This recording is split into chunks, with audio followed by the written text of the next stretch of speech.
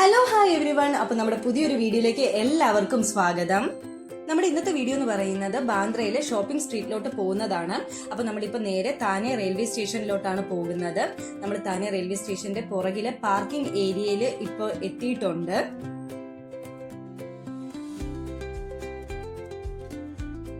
Bike park ചെയ്തതിന് ശേഷം നമ്മൾ ടിക്കറ്റ് എടുത്തിട്ടുണ്ട്. 30 രൂപയാണ് ടിക്കറ്റ് വരുന്നത്. അതിനുശേഷം നമ്മൾ നേരെ റെയിൽവേ സ്റ്റേഷന്റെ ഉള്ളിലേക്ക് നടന്നു കയറുകയാണ്. അകത്ത് ഫ്രണ്ട്സ് നമുക്ക് വേണ്ടി വെയിറ്റിംഗ് ആണ്. അങ്ങനെ നമ്മൾ ട്രെയിൻ ടിക്കറ്റ് ഒക്കെ എടുത്തിട്ടുണ്ട്. താനെയിൽ നിന്ന് ബാന്ദ്രയിലേക്ക് ഡയറക്റ്റ് ട്രെയിൻ സർവീസസ് അവൈലബിൾ അല്ല. നമ്മൾ സാധാരണ ചെയ്യുന്നത് താനെ റെയിൽവേ സ്റ്റേഷനിൽ നിന്ന് നേരെ ദാദറിൽ ചെന്നിറങ്ങും. ദാദറിൽ നിന്ന് അടുത്ത ട്രെയിൻ കയറി നമ്മൾ ബാന്ദ്ര റെയിൽവേ സ്റ്റേഷനിൽ ചെന്നിറങ്ങാറാണ് പതിവ്. നമ്മൾ ലോക്കൽ ട്രെയിനിനാണ് പോകുന്നത്. ഇപ്പൊ നമ്മൾ ട്രെയിനിന് വേണ്ടി വെയിറ്റിംഗ് ആണ്. നമ്മുടെ ട്രെയിൻ അങ്ങനെ വന്നിട്ടുണ്ട്. നിങ്ങൾ വീഡിയോസിലൊക്കെ കണ്ടിട്ടുണ്ടായിരിക്കും മുംബൈ ലോക്കൽ ട്രെയിനിന്റെ അകത്തുള്ള യാത്ര എങ്ങനെയാണ്. പക്ഷെ ഇത് അത്രയും ഭീകരമായിട്ട് നമുക്ക് എടുക്കാൻ പറ്റില്ല കേട്ടോ. ഇന്നത്തെ ദിവസം അത്രയ്ക്ക് തിരക്കുണ്ടായിരുന്നില്ല എന്ന് വേണം പറയാൻ. സാധാരണ കുത്തി നിരിങ്ങി അങ്ങനെയാണ് ആൾക്കാർ പോവാറുള്ളത്. ഇന്ന് നമുക്ക് എന്തോ ലക്കിന് സീറ്റും കിട്ടിയിട്ടുണ്ടായിരുന്നു. സാധാരണ ഞങ്ങൾ നിന്നാണ് പോവാറ്. നമ്മൾ അങ്ങനെ ഇപ്പൊ ദാദറിൽ എത്തിയിട്ടുണ്ട്. ദാദറിൽ നിന്ന് നമ്മൾ അടുത്ത ട്രെയിന് ബാന്ദ്രയിലോട്ട് കയറാൻ പോവുകയാണ്. ഇതാ നിങ്ങളിപ്പോ കാണുന്നതാണ് ബാന്ദ്ര റെയിൽവേ സ്റ്റേഷൻ. പുറത്തുനിന്ന് പെട്ടെന്ന് നോക്കുമ്പോൾ ഇതൊരു റെയിൽവേ സ്റ്റേഷൻ ആയിട്ട് നമുക്ക് തോന്നത്തില്ല. നല്ല രസമാണ് കേട്ടോ ഇതിന്റെ സ്ട്രക്ചറും കാര്യങ്ങളും ഒക്കെ നേരിട്ട് കാണാനായിട്ട്. സ്റ്റേഷന്റെ പുറത്ത് തന്നെ നിറയെ ഓട്ടോ ഡ്രൈവേഴ്സും കാർ ഡ്രൈവേഴ്സും ഒക്കെ നിന്നിട്ട് നമ്മളിങ്ങനെ വിളിച്ചുകൊണ്ടിരിക്കും. ലിങ്കിങ് റോഡിലേക്ക് ഇത്ര രൂപ, ഒരാൾക്ക് ഇത്ര രൂപ എന്ന് പറഞ്ഞിട്ട്. അപ്പൊ നമ്മളൊരു ഓട്ടോ എടുത്തിട്ടുണ്ട്. ഒരാൾക്ക് 20 രൂപ വെച്ചിട്ടാണ് നമ്മൾ ഓട്ടോയ്ക്ക് ചാർജ് കൊടുക്കാന്ന് പറഞ്ഞിട്ടുള്ളത്. ഞാനും ഹരിയും ദർശനയാണ് ഒരു ഓട്ടോയിൽ കയറിയിട്ടുള്ളത്. അങ്ങനെ നമ്മളിപ്പോ ലിങ്കിങ് റോഡിലോട്ട് എത്തിയിട്ടുണ്ട്. നിങ്ങൾ ഈ കാണുന്നതാണ് ഷോപ്പിംഗ് സ്ട്രീറ്റ്.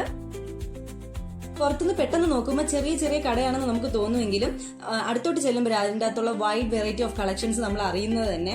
നമ്മളിപ്പോൾ നാട്ടിൽ നിന്ന് വാങ്ങിക്കുന്ന ഡ്രസ്സിന്റെ റേറ്റിന്റെ പകുതി റേറ്റിന് നമുക്ക് ഇവിടെ ബാർഗെയിൻ ചെയ്തും ഒക്കെ വാങ്ങിക്കാനായിട്ട് പറ്റും. ഭയങ്കര ലാഭമാണ് കേട്ടോ. ഇവിടെ നിന്ന് നമ്മൾ ഡ്രസ്സ് ആണെങ്കിലും പിന്നെ എന്താ ഷൂസ് അങ്ങനെയുള്ള എന്ത് വാങ്ങിയാലും നല്ല ലാഭമാണ്. നാട്ടിൽ വാങ്ങുന്നതിനേക്കാൾ ലാഭമാണ്. ബാഗ്സ് അവൈലബിൾ ആണ് ഇവിടെ. ഡ്രസ്സസ്, അത് പാർട്ടി വെയർസ്, കാഷ്വൽസ്, ഫോർമൽസ്, അതിന് പറ്റുന്ന ആക്സസറീസ് എല്ലാം അവൈലബിൾ ആണ്. സ്ത്രീകൾക്കും പുരുഷന്മാർക്കും കുട്ടികൾക്കും ഒക്കെ വേണ്ടുന്ന സാധനങ്ങൾ ഇവിടെ നിങ്ങൾക്ക് കിട്ടും. അങ്ങനെ ഞങ്ങളിപ്പോ എല്ലാം നോക്കി കണ്ട് നടക്കുകയാണ്.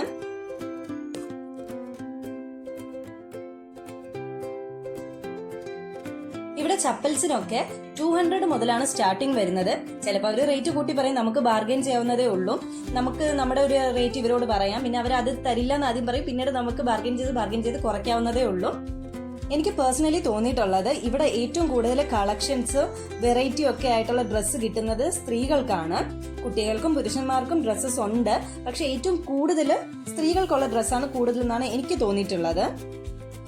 നിങ്ങൾ ഇപ്പൊ കാണുന്ന ഈ ബിൽഡിംഗ് കുറച്ചധികം മാസങ്ങൾക്ക് മുമ്പ് കത്തിപ്പോയതാണ് കേട്ടോ. ആളപായം ഒന്നും ഇല്ലെന്നാണ് പറഞ്ഞു കേട്ടത്.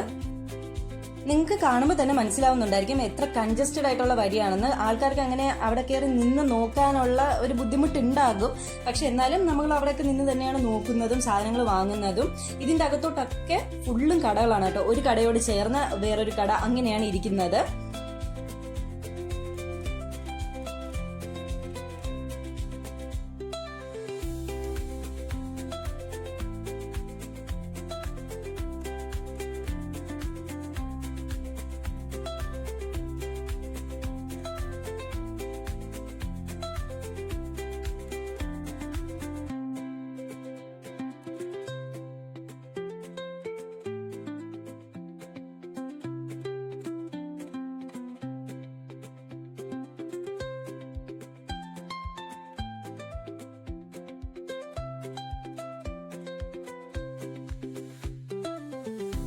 സ്ത്രീകൾക്കുള്ള നൈറ്റ് ഡ്രസ്സും പിന്നെ അല്ലാണ്ട് വീട്ടിലിടുന്ന കൈൻഡ് ഓഫ് ഡ്രസ്സസിനൊക്കെ ഇവിടെ 200 തൊട്ട് സ്റ്റാർട്ടിംഗ് ആണ്. ചിലതിൽ അവർ ഫിക്സഡ് റേറ്റ് എഴുതി വെച്ചിട്ടുണ്ടായിരിക്കും 200, 250, 300 എന്നുള്ള. അതിൽ നമുക്ക് ബാർഗെയിൻ ചെയ്യാൻ പറ്റത്തില്ല കേട്ടോ.